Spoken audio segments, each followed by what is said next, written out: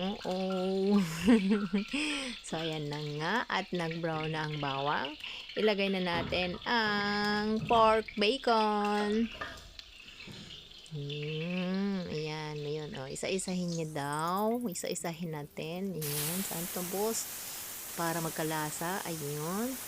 Ayun. Tapos, nakalagay yung sabaw. Ayun. Tapos, halu-haluin para maging maayos ang pagluluto at yung kanyang ingredients ay ayan na, kumukulo na, pinakuluan. Kailangan palambutin ng palambutin para masarap ang isang adobo. Dapat malambot. Maghiwa naman siya ngayon ng sibuyas. Sibuyas naman yun. Ayan. Tapos, ayan, haluin lang natin siya para yung soya sauce mag-mix. O, diba? Malagyan lahat ng mga karne para magkalasa syempre. Yan. Masarap na adobo yung nagmamantika, guys. By the way, ang karne dito is tinatanggalan po ng yung taba. Kaya ang pinili kong karne ay yung bacon kasi may taba-taba yun sa gitna-gitna. Kasi kung puro laman, Diyos ko Lord, ang hindi maganda kasi ito yung tuyo siya, wala nga siyang taba-taba. Kaya yan ang pinili ko, syempre. Ano ko yung pay ko, papampam. Ayun. Yun na nga. At sunod naman tayo. Yun. Lagyan ng konting asin. At saka sunod naman, maglagay ng oil sa isang frying pan. Kasi ipiprito po ang sibuyas. Yan. Yung sibuyas later, pagluto na siya, ipapaibabaw ko sa adobo ko. Kasi hindi ko siya hinahalo na mismo sa adobo habang niluluto kasi po madudurog ang sibuyas. Ayan, pasayaw-sayaw pa si madam. Ayan, habang nagluluto, pasayaw-sayaw pa talaga. Ayan. Ganyan talaga ang secret para maging masarap ang lulutuin mo. Ayan na nga at napiprito na si madam ng sibuyas.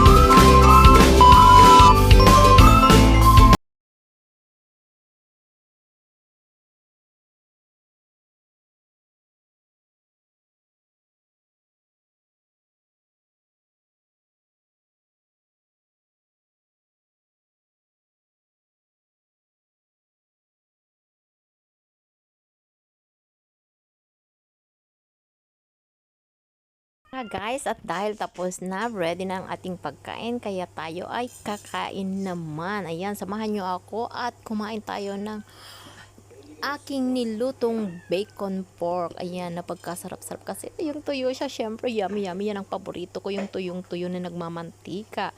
Yan ang aking favorite na adobo. Ayan, chalap-chalap. May kasama pang talong yan. Yan. Oh, diba? Come on guys, eat tayo. Samahan niyo ako. Pasosyal pa kuno si madam. Oh, may kutsilyo at saka tinidor pang nalalaman. Ayaw pang magkamay. Ayusin bang camera?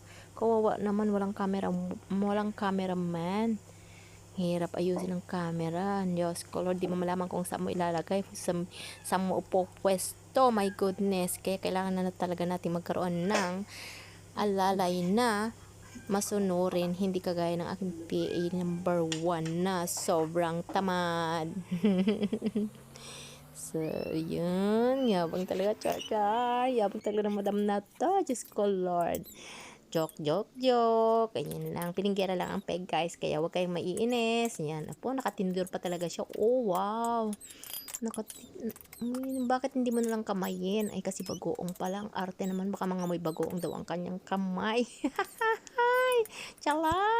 Laman pa more, pala na makilalo ang tiyan. Ayan, kawawa ka na nga nang nagda-diet. Hindi naman ako nagda-diet. Oy, sa kakatakbo kayo sa hotel, kaya ako pumapayat. Kakaloka ka, hindi ako nagda-diet, no? Kain ako ng kain nga eh. Kaso ganyan talagang buhay. Out of 56,500, ang ngayon ay naging 43,500 na lang ako. Laki talaga ng bawas ng aking timbang. My God. Yung pumayat guys, magtrabaho kayo sa hotel kasi free gymnastic yun. Hindi mo na kailangan magbayad pa. Yan ang pinaka the best na trabaho at pinaka the best na magpapabawas ng iyong timbang. O, tingnan nyo, kahit anong kain ko, pagkatami-dami kong kinakain yan, pero hindi na talaga ako tumataba. Pero ang aking bilbil ay lumalaki. Ay, nako, nakakainis. Ano kayang pang patanggal ng bilbil? Payat-payat mo naman, pero ang bilbil mo naman, laki-laki. My goodness. Yan, bilisan mo kumain kasi matatapos na ang oras. Huwag ka na mag-inarte-inarte dyan.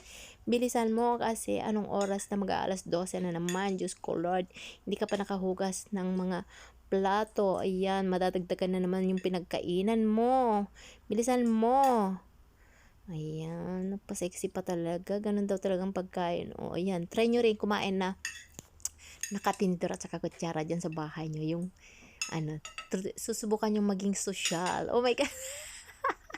Laglagan tuloy. Guys, tapos na. Thank you for watching. I'll see you on my next